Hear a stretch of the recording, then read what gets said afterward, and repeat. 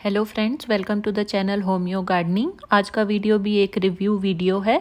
एक किसान हैं महाराष्ट्र से, उनका पूरा एड्रेस और नाम वीडियो में आगे आपको पता लग जाएगा। तो उन्होंने एग्रो होम्योपैथी से अपनी 4 फसलों में होने वाली दिक्कतों को दूर किया है। उनके बच्चे खुद होम्योपैथिक डॉक्टर्स हैं, उनके घर में 4-5 होम्योपैथिक डॉक्टर्स हैं। तो वो खुद भी एक रिटायर्ड इंजीनियर हैं और रिटायर्ड एज में वो खेती कर रहे हैं।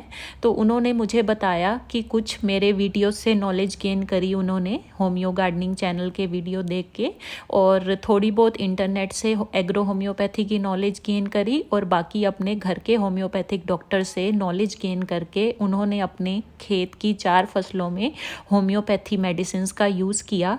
और सारी मेडिसिन्स का यूज़ उन्होंने सिर्फ एक बार किया, यानी कि सब मेडिसिन्स की सिर्फ एक ही एप्लीकेशन करी, लेकिन वो एप्लीकेशन उन्होंने रूट्स में ड्रेंचिंग करी, स्प्रे नहीं किया। और उन के रिज़ल्ट आज मैं इस वीडियो में शेयर करूँगी। तो पहली प्रॉब्लम उनके खेत में जो थी वो थी तूर दाल में।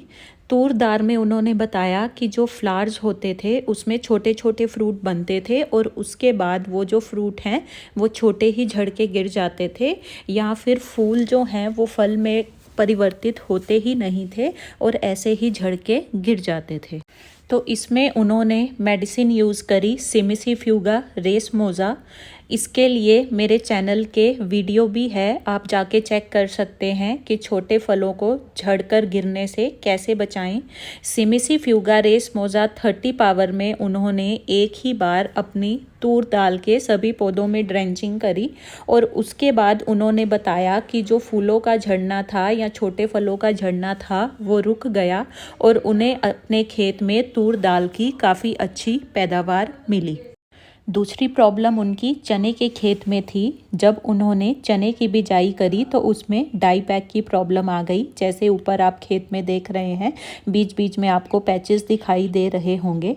तो उन्होंने बताया कि जैसे उन्होंने चने की बिजाई करी तो उसमें से कुछ जो पौधे थे वो थोड़े से बड़े होकर सड़कर गलकर गिर जाते थे। तो इसमें उन्होंने मेडिसिन यूज़ करी सल्फ़र 30।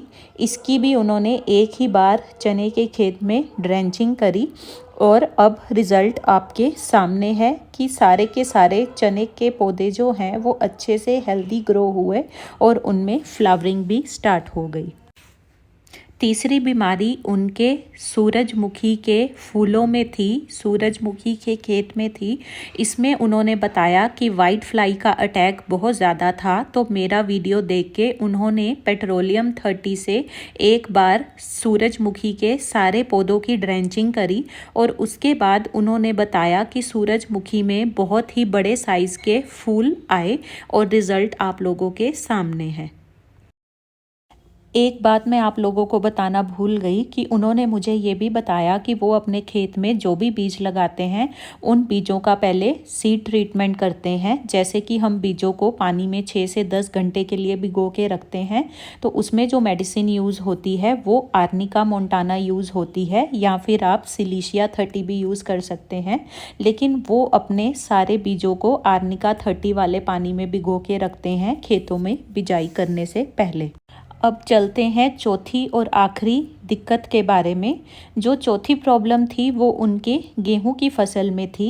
तो गेहूं के जो बीज थे, जब उनका उन्होंने सीड ट्रीटमेंट किया आर्निका से, फिर उन्होंने अपने खेत में उन बीजों को लगा दिया, और उसके बाद माइकोराइज़ा कोई ऑर्गेनिक फर्टिलाइज़र होता है, मुझे इसके बारे में नॉलेज नहीं है, तो उन्होंने माइकोराइज़ा जो था वो स्प्रिंकलर से अपने पूरे गेहूं की फसल में स्प्रे किया।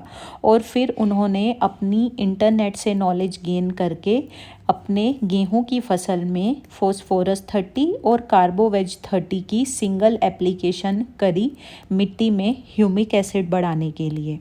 ये दोनों मेडिसिन्स उन्होंने अपने पर्सनल अनुभव से या एक्सपीरियंस से यूज़ करी।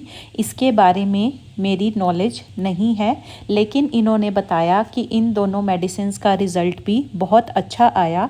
और उसके बाद जब गेहूं में दाने बनने शुरू हो गए तो दानों का वेट बढ़ाने के लिए भी इन्होंने अपने ही अनुभव से काली कार्ब 30 से सिंगल ड्रेंचिंग करी, और जिसका रिज़ल्ट ये हुआ कि इनके गेहूं के दानों का जो साइज़ और वज़न था वो काफ़ी ज़्यादा बढ़ गया और इन्होंने बताया कि 1 एकड़ के लैंड में इन्होंने 12 क्विंटल गेहूं जो था वो प्रोडक्शन की उसकी, और बहुत ही हेल्दी प्रोडक्शन हुई। 12 क्विंटल गेहूं इन्होंने 1 एकड़ में प्रोड्यूस किया होम्योपैथी की मदद से। तो ये रिव्यू था मिस्टर मधुकर राव देशमुख, जलगांव, महाराष्ट्र से।